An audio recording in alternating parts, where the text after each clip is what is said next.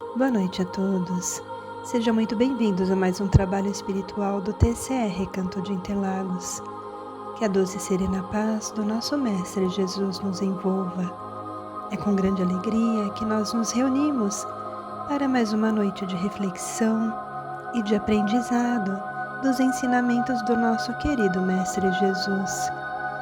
E como é de costume, eu os convido a pegarem um copo ou garrafa com uma água para que sejam fluidificadas pela equipe espiritual, colocando o remédio, o lenitivo necessário para cada um de nós. E assim vamos buscar um lugar onde você possa ficar em silêncio, onde você possa se recolher. Vamos fazer algumas respirações profundas e lentas. Vamos serenando a mente, acalmando o coração, elevando o nosso pensamento ao alto, agradecendo ao nosso Pai de infinito amor e bondade, ao nosso Mestre Jesus, querido irmão, nosso companheiro de todos os momentos, e agradecendo aos amigos espirituais que sempre nos amparam. Agradecemos a todos por esta oportunidade bendita em mais uma vez estarmos em companhia desses amigos, recebendo a luz, a paz, o amor que vem do alto, essa luz maravilhosa que nos envolve, nos equilibrando, nos acalmando, trazendo uma reflexão maior sobre os nossos problemas, os nossos desafios do dia a dia. E essas bênçãos que recebemos nos fazem sermos pessoas melhores, com mais calma, com mais equilíbrio.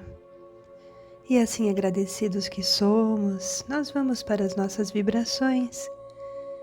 Vamos enviando os nossos melhores pensamentos, nossos melhores sentimentos, para todos os nossos irmãos que necessitam de uma luz, de uma ajuda, e assim vamos enviando as nossas vibrações amorosas para todos os hospitais, principalmente para os hospitais públicos, vibrando para que todos os irmãos que lá se encontram possam ser beneficiados com a cura dos seus males físicos e espirituais. Vibremos.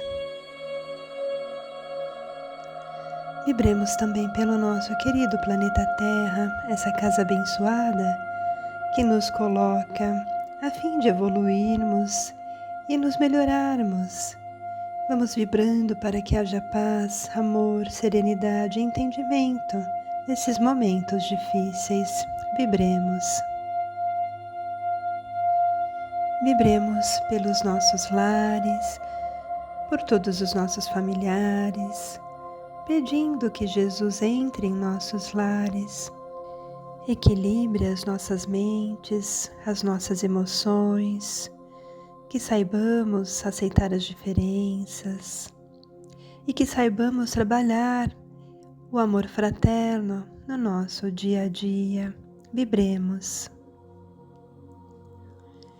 Vibremos também pelas instituições de caridade, aos asilos, aos abrigos, os nossos irmãos nos presídios, aqueles nossos irmãos que vivem em condição de rua, que todos sejam auxiliados e que tenham o amparo divino. Vibremos.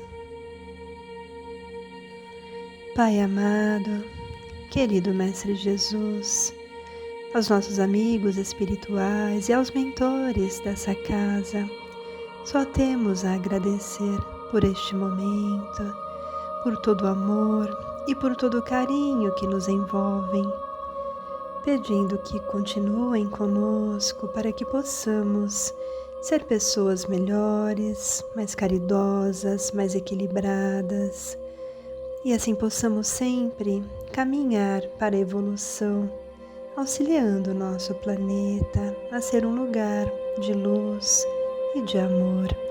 Que assim seja, graças a Deus. fé e equilíbrio em todas as direções.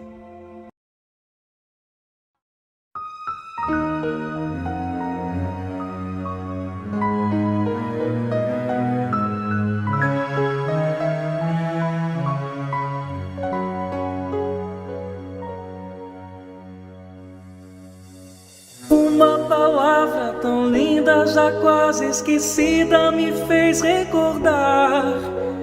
Contendo 7 letrinhas e todas juntinhas se lê cativar.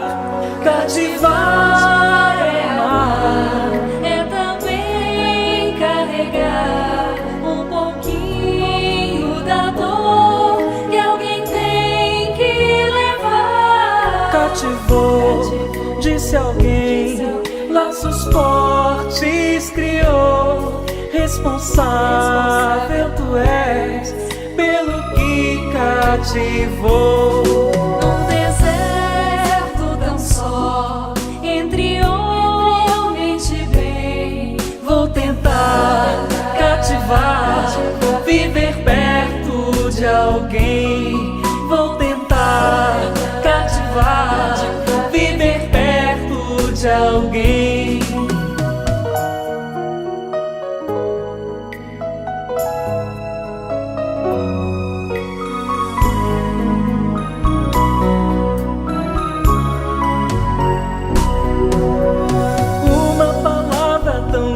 Já quase esquecida, me fez recordar. Contendo 7 letrinhas e todas juntinhas se lê cativar. Cativar é amar, é também carregar um pouquinho da dor que alguém tem que levar. Cativou, disse alguém, laços fortes criou. Responsável tu és pelo que cativou. Num deserto tão só, entre homens de bem, vou tentar cativar, viver perto de alguém. Vou tentar cativar, viver perto de alguém.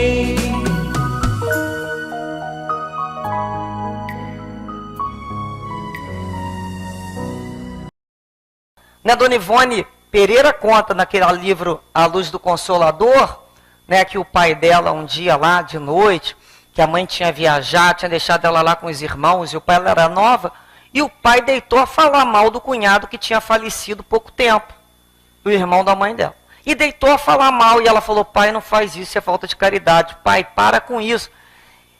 O que aconteceu? Daqui a pouco ela começa a perceber a chegada do espírito do tio na casa. Irritado, querendo se explicar que ele não podia fazer daquela maneira.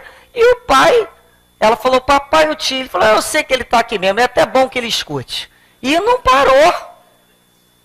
E não parou. Começou um processo de tosse que durou mais de 3 meses. E elas orando para o tio, né, perdoar. Então foi quando? O processo começou aí naquele momento. Outros não. São processos anteriores. Quantas vezes, né, a gente arranja um problema, é igual assinar uma promissória em branco. Alguém vai vir cobrar, algum dia. Pode não ser aquela criatura, mas outro vai vir cobrar no lugar dela. Então, esse processo obsessivo é assim. Em algum momento eu assinei uma promissória em branco. É o que a gente fala assim, pago para ver, não fala? Ah, não quero nem saber, vou pagar para ver. Paga. Tem hora para começar, mas nem sempre vai ter hora para acabar. É o que a gente esquece. Então são esses processos que a criatura se coloca diante desses espíritos. E a gente fala, e o que se pode fazer? A gente vem na casa espírita com essa pergunta. O que se pode fazer? Muitas vezes, a solução nós vamos encontrar numa reunião de socorro espiritual, onde esses espíritos são trazidos, né, são convidados, e ali numa conversa fraterna, eles são levados a perceber que aquela situação não vale a pena. Não é porque nós estamos defendendo, não é porque as pessoas estão defendendo, né, aquele que está sendo perturbado, não. É porque o espírito precisa se libertar. Geralmente esses processos de muita vingança, que não perdoa, é um amor que enlouqueceu, não é? O amor, quando enlouquece, faz isso. Então, a melhor coisa é perdoar, porque o perdão é o quê? Libertação. Se liberta do outro. Então é quando a casa vai propor a esse espírito: meu filho, fica aqui, vamos estudar, vamos trabalhar aqui com a gente, vamos trabalhar esses teus fluidos aqui. Então esses espíritos estão aqui. Quanto desses espíritos mantiveram-se como trabalhadores da casa até hoje? E a pessoa que veio aqui reclamar do espírito, muitas vezes foi embora e não voltou mais. Foi arranjar outros. Que nem aquela passagem de Jesus lá, né? Madalena, aquela expulsa um e vem 7. A prática da caridade no dia a dia.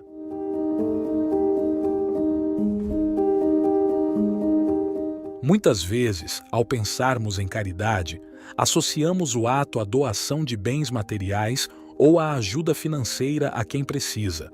No entanto, a verdadeira caridade vai muito além de um gesto isolado. Ela se expressa em nossas ações diárias, nas pequenas atitudes que adotamos em relação ao próximo. A caridade, como ensinou Jesus, é uma manifestação de amor ao outro e pode ser vivenciada de várias formas, mesmo nas mais simples interações. Quando exercitamos a paciência no trânsito, cedendo a passagem ou evitando uma discussão, estamos praticando caridade. Ao acolhermos uma palavra de desabafo de alguém, oferecendo um ombro amigo, também estamos colocando em prática essa virtude tão importante. A caridade pode ser encontrada na escuta atenta, no conselho sincero, no olhar de compaixão. Cada gesto de bondade, por menor que seja, carrega um valor inestimável para quem o recebe e para quem o pratica. O apóstolo Paulo nos lembra, em sua epístola aos Coríntios, que ainda que eu falasse as línguas dos homens e dos anjos, se não tiver caridade, nada serei. Isso nos mostra que a essência da caridade está na intenção pura de ajudar, de aliviar o sofrimento do outro, sem esperar nada em troca. É uma expressão do amor que devemos cultivar, pois através dela crescemos espiritualmente e nos aproximamos de nossa própria reforma íntima. A caridade, quando aplicada no cotidiano, transforma não só o ambiente ao nosso redor, mas também o nosso próprio estado de espírito. Ao praticá-la, nos ligamos às vibrações mais elevadas, atraindo para nós o amparo dos bons espíritos que nos auxiliam em nossa jornada de evolução. É através dela que começamos a enxergar o outro não como alguém distante, mas como um irmão, um companheiro de caminhada. Em um mundo tão cheio de desafios e adversidades, a prática da caridade se torna um farol que ilumina os caminhos, abrindo oportunidades de paz e harmonia. Por isso, em todas as situações do dia a dia, vale a pena perguntar: como posso ser mais caridoso? Como posso, em pequenos gestos, tornar a vida de alguém um pouco mais leve? A resposta, muitas vezes, está ao nosso alcance, no sorriso que oferecemos, na gentileza que demonstramos, na palavra de incentivo que damos.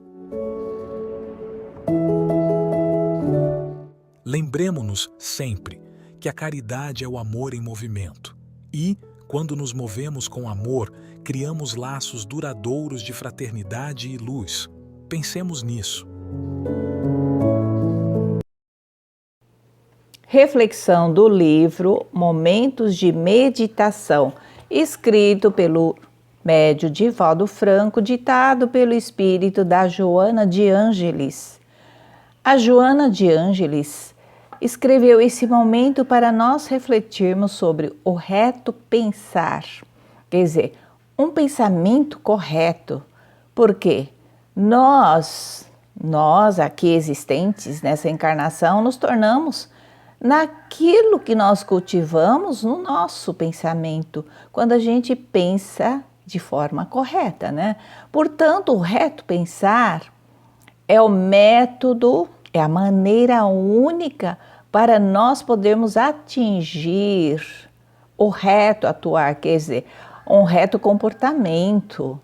Porque somente o pensamento bem direcionado, bem orientado, né, por nós mesmos, que germinam as sementes, quer dizer, esse reto pensar nos impede, né, que germine as sementes da perturbação mental geradora. Essa perturbação mental vai nos gerar os tormentos que procedem dos vícios ancestrais. O que quer dizer isso? Dos vícios das vidas anteriores nossas. Então, o esforço para insistirmos no reto pensar, né, na maneira correta de pensar, preenche os espaços do mau pensamento. Porque mediante o reto pensamento, nós nos descobrimos também agindo de maneira correta, tendo um comportamento onde seja justo e correto para nós mesmos e, consequentemente, para os outros, é claro, né? Então, vamos inclinar a nossa mente, o nosso pensamento, para o mais saudável, para a mais correta. Mas, veja bem, tem um porém aqui, mas nós, de maneira nenhuma, podemos censurar o nosso próximo. Quando? Em que momento? Quando esses não têm o correto pensamento, quando esses estão no mau caminho, né? Eles estão na ignorância de que o pensamento acaba atingindo o comportamento deles.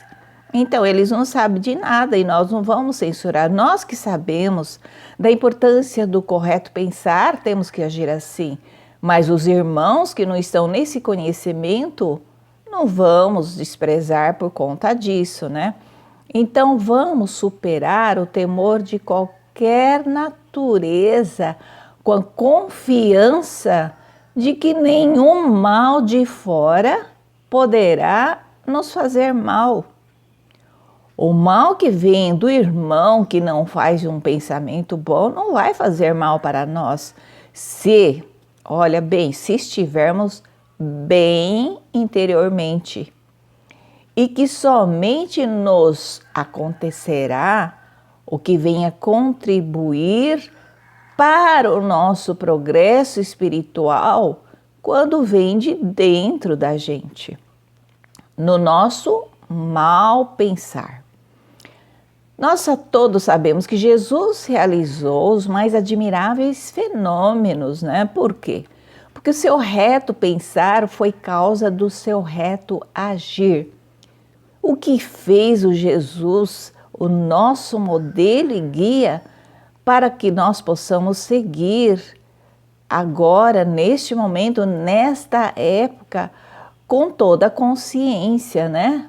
O Jesus, o nosso mestre, com reto pensar, ele tinha um comportamento, um ensinamento de forma mais justa e divina possível. E assim, sempre repetindo, fé e equilíbrio em todas as direções.